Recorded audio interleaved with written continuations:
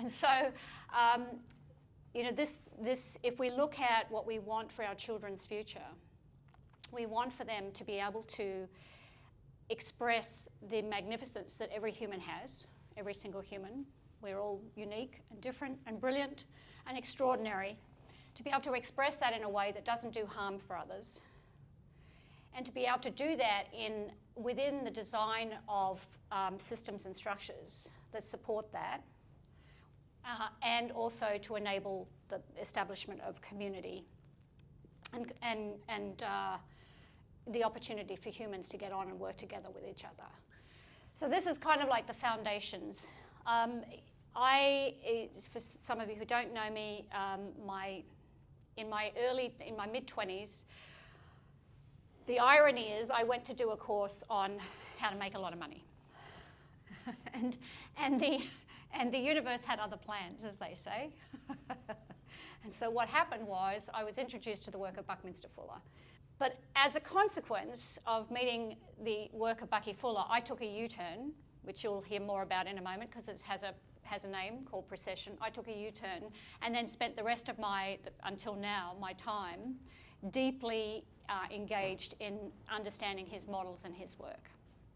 You know, and as all of us, we reach a point where it's like, oh, I now get this painful path to here. It's felt like I have no idea why I'm doing it. I don't know what's happening, but I now get it. And the getting it is that because Bucky was committed to understanding the laws of the universe, how it works, how things work. And he was applying it to things like how we build houses, how we build cities. You know, he was applying it very specifically to physical architecture and structure. Whereas I've been applying it mostly to how we do relationships with humans, so human coordination.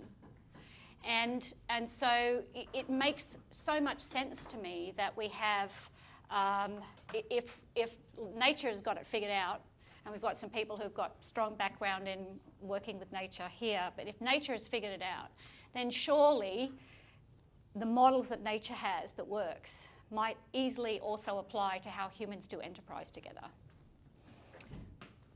I don't know, pretty good.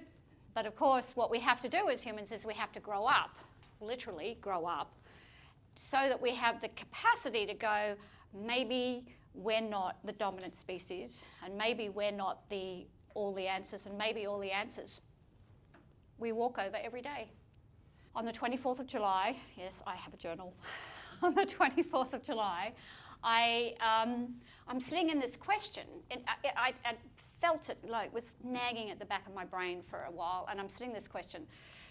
So I've always used the word enterprise because I don't want to limit business and human engagement to a company or a business or whatever. Enterprise is something, you know, an undertaking. The root meaning of the word, excuse me, is something, an undertaking that we do together.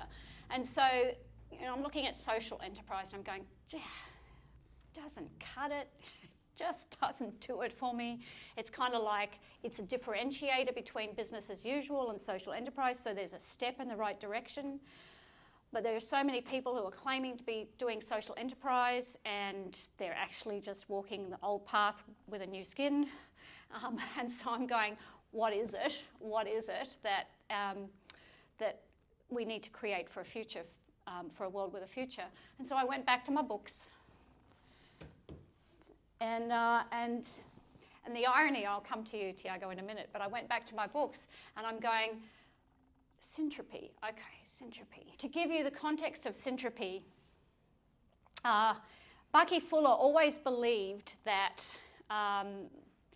contra to scientific opinion that is current right now, which is the second law of thermodynamics, which means that the world is in a state of degeneration. And this is what science believes. You go to any of the universities and study energy and mass and matter and so on, you're going to learn that the world is degenerating. And Bucky always said, no, actually, we have the opposite. We have syntropy.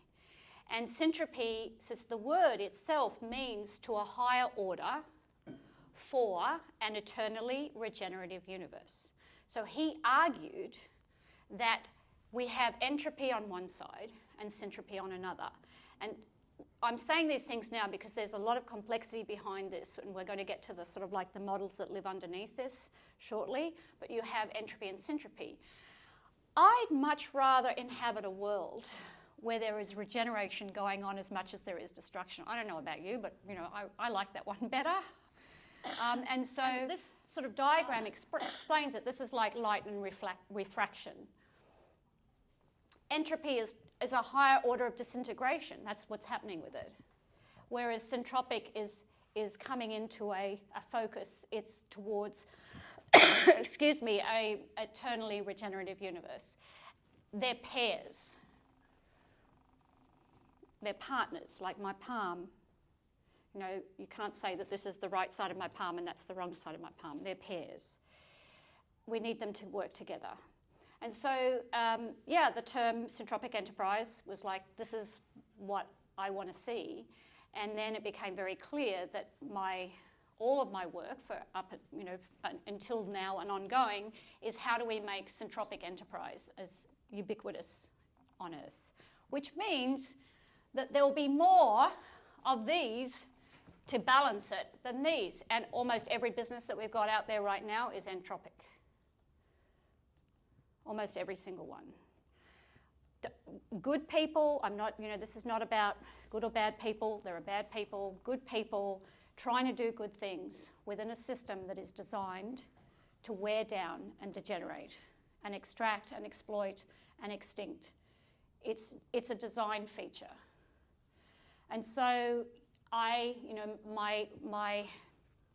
focus now is how do we get this side to at least be equal, if not greater, than that side, because it's a little bit like we've got to get the balance right. And so that's the game. But to do that, we have to really start to unpack how things work and challenge every assumption, because most of the assumptions that underpin how we do things, they're assumptions for a good reason. We don't think about them. And so we have to start thinking about what the assumptions are and challenge every single thing behind it.